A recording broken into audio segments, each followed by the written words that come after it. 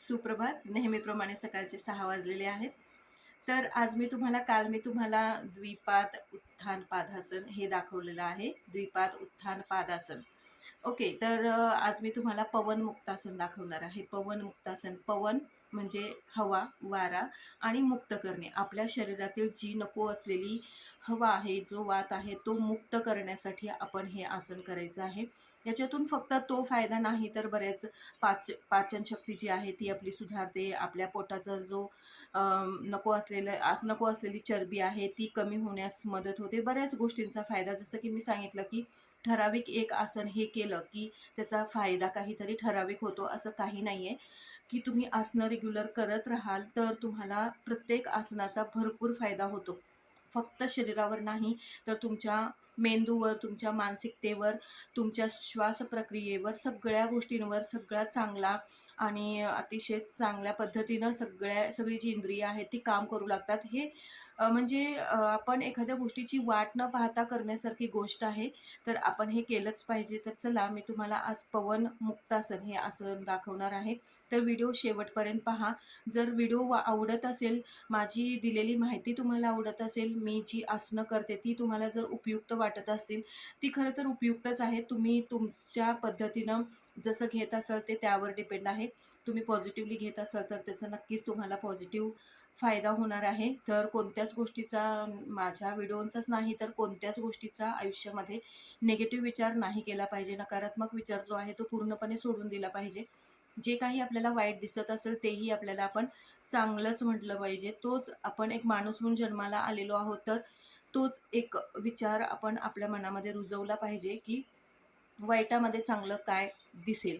तर तो हा आजचा माझा विचार आहे की जरी आपल्याला बऱ्याच गोष्टींचे वाईट अनुभव येतात, परंतु वाईट अनुभवातून आपण काहीतरी शिकत असतो आणि जे काही शिकतो तो आपला सकारात्मक विचार असतो. तर प्रत्येक चांगल्या आणि वाईट गोष्टीला आपण सकारात्मकतेने पाहणं हा आयुष्याचा एक अतिशय सुंदर नियम आहे. आणि हा नियम जर आपण फॉलो केला, हा नियम जर आपण अनुसरला, तर नक्कीच आपल्या आयुष्यामध्ये पॉझिटिव्ह ट्रान्झॅक्शन होताना आपण पाहू शकतो. पॉझिटिव्ह परिवर्तन होताना आपण पाहू शकतो, अनुभवू शकतो. तर तुम्ही हे जे मी व्हिडिओ पाठवते आहे तुमच्यासाठी, माझ्यासाठी, तुमच्यासाठी, दोघांसाठी पाठवते आहे. तर तुम्ही ते पहा. जर तुम्हाला छान वाटत असेल, छान वाटले नसेल तरी पण तुम्ही माझ्या व्हिडिओला लाईक करा, सबस्क्राईब करा आणि शेअर करा. जेणेकरून ज्याला कोणाला गरज आहे त्याला याचा फायदा नक्की होईल, असं मला मनापासून वाटतं. तर चला, आज मी तुम्हाला पवन मुक्तासन कसं करायचे ते मी तुम्हाला दाखवते. तुम्ही व्हिडिओ शेवटपर्यंत पहा. मी कसं करते त्या पद्धतीनं करण्याचा प्रयत्न करा. श्वासाबद्दल मी काही माहिती सांगणार आहे, तर ती माहितीसुद्धा तुम्ही लक्षपूर्वक ऐकायची आहे आणि त्या पद्धतीनं करायचे. बारीक नजर ठेवणं खूप गरजेचं आहे. बारीक लक्ष असणं खूप गरजेचं आहे की मी आसन कशा पद्धतीनं करते. चुकीच्या पद्धतीनं काही करू नका. योग्य पद्धतीनं जर तुम्ही करत असाल तर नक्की त्याचा फायदा तुम्हाला लगेच जाणवणार आहे. वजन कमी करत असाल, तुमचं आरोग्य निरोगी ठेवायचा प्रयत्न करत असाल, आनंदी राहण्याचा प्रयत्न करत असाल, काहीतरी नवीन आयुष्यामध्ये आणण्याचा प्रयत्न करत असाल, तर नक्की माझे व्हिडिओ तुम्हाला लाभदायक ठरतील, एवढं मी खात्रीने सांगू शकते. तर चला पाहूयात. धन्यवाद. तर चला, आता आसनाला सुरुवात करायची आहे. आजचं आसन आहे पवन मुक्तासन.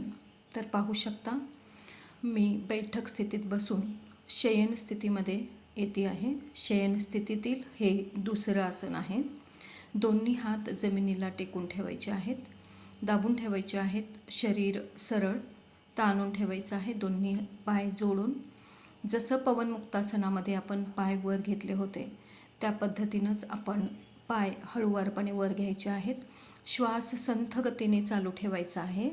आणि तुम्ही पाहू शकता, मी ज्या पद्धतीनं पाय वर घेत आहे त्याच पद्धतीनं तुम्हाला पाय हळूवारपणे वर घ्यायचे आहेत.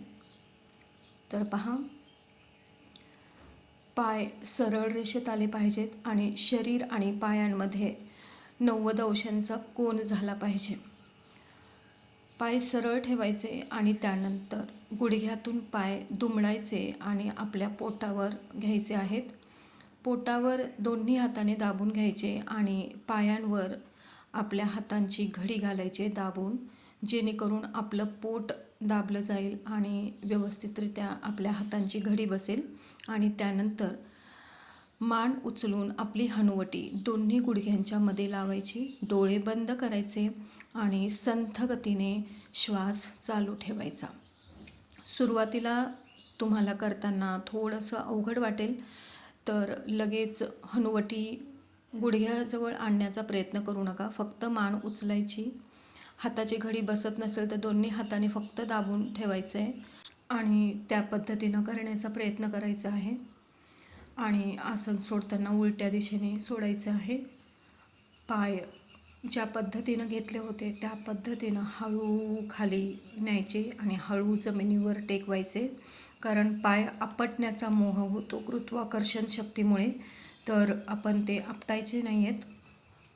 आणि आसन झाल्यानंतर आपल्याला शवासन करायचं आहे, जे अतिशय महत्त्वाचं आहे.